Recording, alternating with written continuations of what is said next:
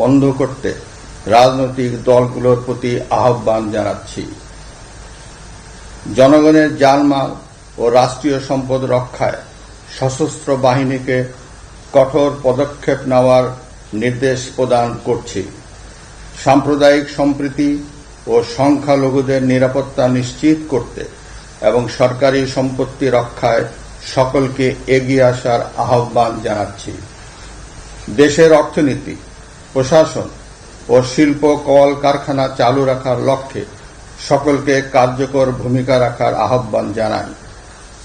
ছাত্র নেতৃবৃন্দ ও শিক্ষকদের সাথে আলোচনা সাপেক্ষে অতি শীঘ্রই শিক্ষা প্রতিষ্ঠানগুলি খুলে দেওয়া হবে।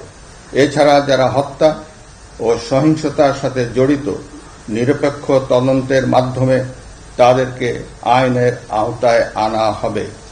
গণপ্রজাতন্ত্রী বাংলাদেশ